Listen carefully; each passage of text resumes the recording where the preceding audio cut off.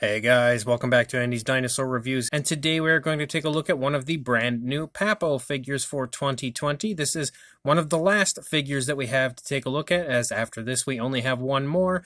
This figure just recently arrived on everythingdinosaur.com, so I immediately purchased it, and we have it here now to take a look at. This is the new color variant of the Velociraptor, obviously sporting more of a female color scheme on this one as opposed to the previous version, which was more of a male color scheme. So, without further ado, let's go ahead and get a closer look at this newest version of the Velociraptor from Papo. So starting up here at the head sculpt of the Velociraptor, you can see lots of really nice paint application on the figure. You can see that primarily it's kind of like a weird sort of a brownish color up here on the head. And then the further back into the neck you go, you can see it becomes like a very dark coloration, almost like a nice dark wash has been applied to that area to bring out the detail really nicely and just generally give it a very realistic look. You can also see kind of a dry brushing that's been given to the figure right here over this area of the face. You can see that that dark wash continues to move down along the neck region, down here almost into the shoulder area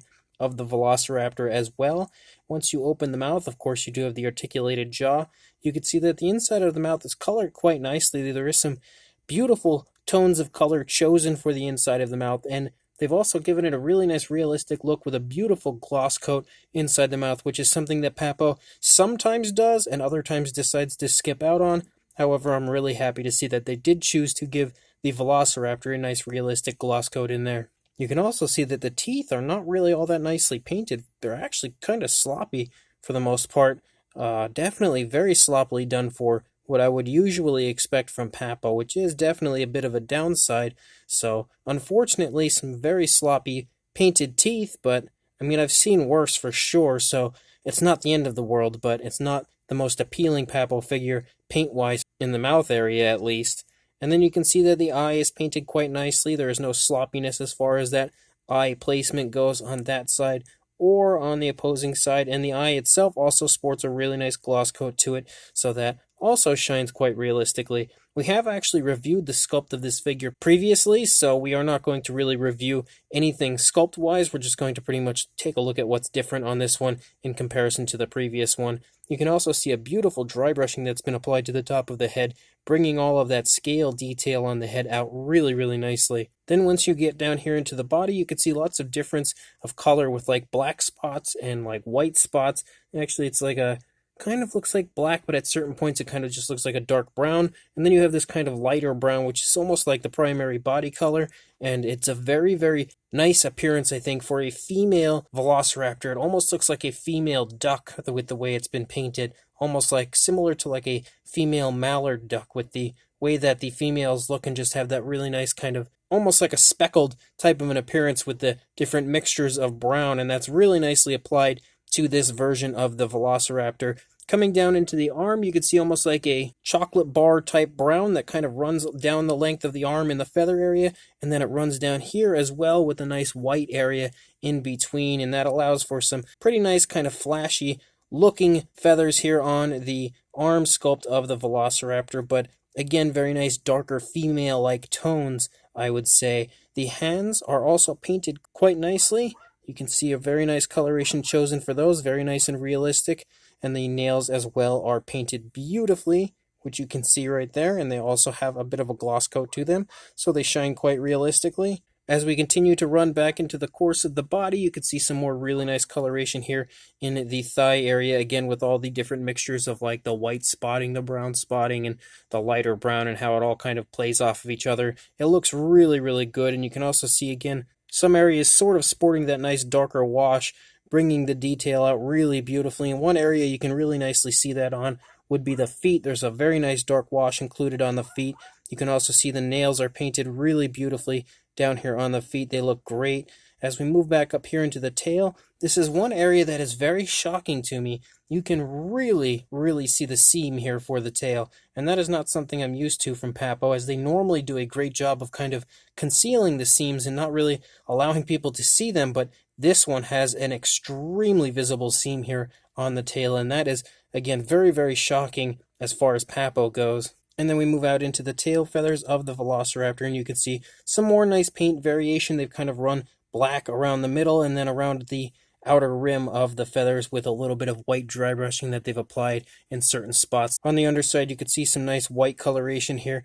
It's like a mixture of white and grays. It's like they gave it a gray coloration and then dry brushed the white over top, and then it transitions to like the kind of a mixture of the brown and gray right here once you get up into the chest region. But honestly, I think the paint application for the most part looks really, really good on the figure, and overall has again that beautiful appearance of looking like a female velociraptor or a female bird. And I think Papo just did a tremendous job overall on the color choices for this female variant. It's just that it's got a few downsides, like the very sloppy teeth, and then the tail seam even on this side is just really, really noticeable, which is again very unexpected from Papo. You can also see kind of like that darker wash running down the course of the spine of the Velociraptor. But overall, it's a really, really appealing looking figure, just not Papo's best. As far as a size goes on our Velociraptor, for a length about 7.5 inches or 9 centimeters, and then the highest point would most definitely be the tail.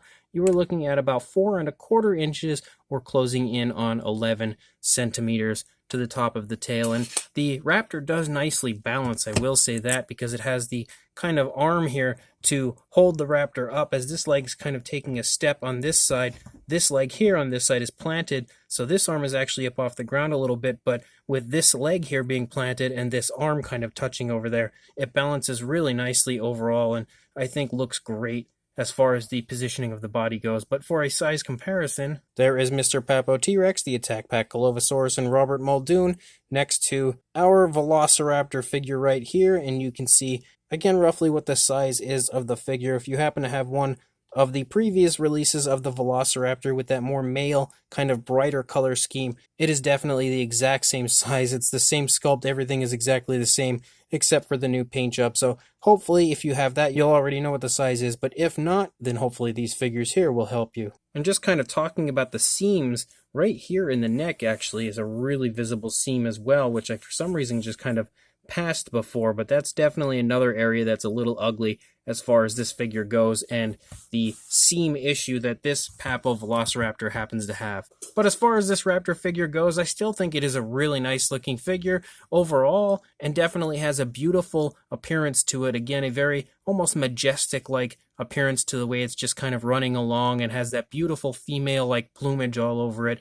It was a really nice choice of Papo to re-release this figure, now giving us the female variant with the male. Even if it's not actually labeled as a female, it really is clearly based on a female with the way that they've painted this one, and I think it looks great as far as the actual paintwork goes. The sculpt as well is really nicely done. I've, of course, said this previously in the original Velociraptor review of this figure. It was a really nice sculpt. Then it's a beautiful sculpt now reused for this female variant.